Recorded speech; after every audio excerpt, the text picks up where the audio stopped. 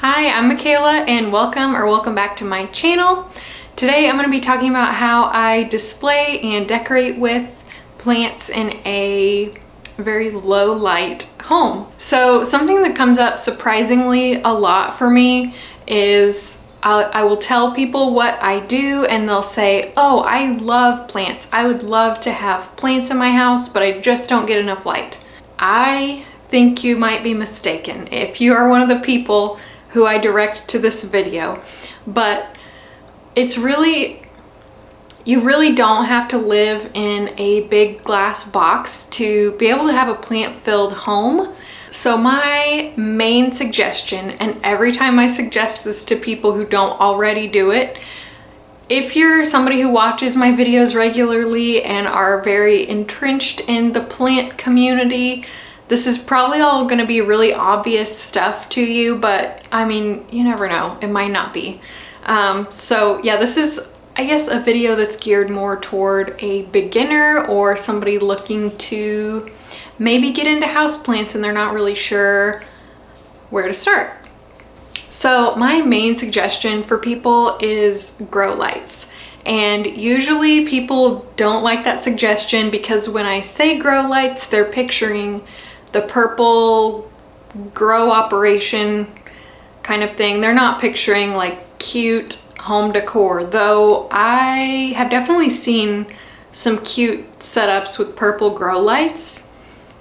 It's all a matter of preference, and I know a lot of people don't like that.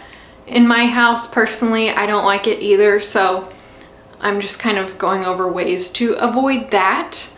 So any grow light that I have in my house is either a daylight bulb or it is a full spectrum grow light. So it's not that purple color.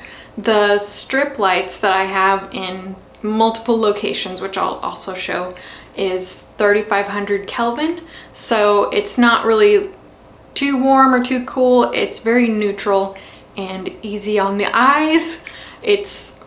It looks like a light that you might normally and comfortably have in your house, and the plants really enjoy it. They're not suffering any from this light. So just a very brief explanation of light, and I'm thinking about doing a more in-depth video about grow lights, but I feel like I have some more research to do to speak more confidently on it. But the grow lights that I have and usually go for are about 3500 Kelvin. So for reference, warm light is 3000 Kelvin or lower and cool light is 4000 or higher, and most grow lights are between 5,000 and 7,000. So it's really not something that we would normally even have in our houses. So that's just, I hope that made at least a little bit of sense. So that's the grow lights that I go for. So they really don't look like grow lights. And a few ways that I obscure them are by putting them in lamps. So I have like a desk lamp in my office and I can kind of move the light around based on where I want it to go, and I have a grow light in that. I also have wall sconces. I have pendant lights with shades on them so that you just might not be able to tell that they are grow lights. It just looks like a lamp that you might have in your house anyway. And something that I learned in interior design school was to try to add a light source to any dark corners, which is, I mean, pretty obvious. You don't need to go to interior design school to be able to intuit that one. But anyway, that is something I try to do in my house, and I put grow lights in those lights. And you can add wall sconces as long as your light faces downward and doesn't have something covering the bottom of it so that the light can still get onto the plants. Then you can use just about any light as a grow light. And I will link the ones that I have and some bulbs just to help you out if that's what you're after. And then I also have several greenhouse cabinets, and mine are from IKEA. You wouldn't have to use IKEA greenhouse cabinets necessarily. I would just have a look around Facebook Marketplace. There are all kinds of things that you could use as a plant cabinet, but I try to situate those in areas where I wouldn't normally be able to keep plants. The same with my wicker shelf. I have grow lights on every one of those shelves, and they're not immediately visible to the eye, at least in my opinion. So in that way, I have added more areas to my house where plants can live. And I actually find that my plants do a lot better under full spectrum lighting as opposed to the purple grow lights. I have had some of those before and I honestly did not care for them. I wasn't entirely impressed with the growth that I was seeing from the plants. I think that they are more intended for flowering plants or things that produce fruit. So that's not what I'm growing. I'm growing tropical houseplants. So like I said, I don't live in a house that gets a ton of light. It's pretty small and I just have a couple of east and west facing windows that are places where I could really even practically keep plants, and across the room they won't get enough light. It has to be right in front of the window or I just don't get enough. I do have a couple of south facing windows that are covered by a porch. I find that plants do pretty decent in front of those also. But if you clicked onto this video trying to look for care tips on how you can keep a plant alive in a bathroom with no windows or in a basement or something, or 15 feet away from a window, I don't think that that is the best idea. That is not where a plant would normally live. And I think ultimately you're going to be disappointed. So you should aim to provide the conditions that that plant needs to survive rather than try to trick the plant into living in an environment to which it is not well suited. I do actually have plants in locations that get almost no light.